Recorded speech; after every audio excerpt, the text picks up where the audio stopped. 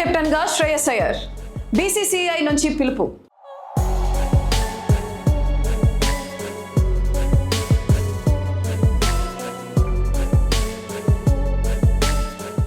Team India T20 captain ఎంపిక కసరత్తు పూర్తయింది. ప్రస్తుత కెప్టెన్ సూర్యకుమార్ యాదవ్ స్థానంలో స్టార్ బ్యాటర్ శ్రేయస్ అయ్యర్ ఎంపికైనట్లు తెలుస్తుంది.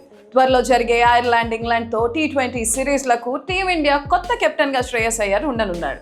గురువారం జరిగిన బీసీసీఐ అపెక్స్ కౌన్సిల్ సమావేశంలో ఈ నిర్ణయం తీసుకున్నారని ఓ జాతీయ మీడియా వెల్లడించింది.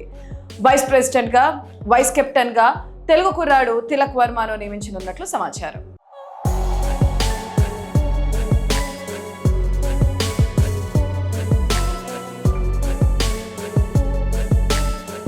నివేదికల ప్రకారం శ్రేయస్ అయ్యర్ను T20 కెప్టెన్గా నియమించాలనే నిర్ణయం ఇప్పటికే తీసుకున్నారని అపెక్స్ కౌన్సిల్ సమావేశంలో అధికారిక ఆమోదం లభించే అవకాశం ఉంది.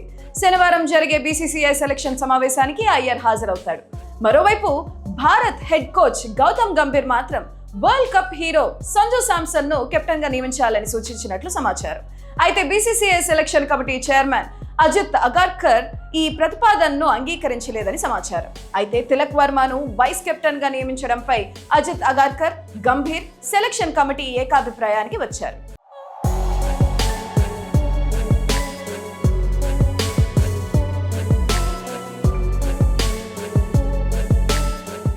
సూర్యకుమార్ సారథ్యంలో భారత జట్టు ఐసీసీ T20 ప్రపంచ కప్ 2026 టైటిల్ను గెలిచిన సంగతి తెలిసిందే.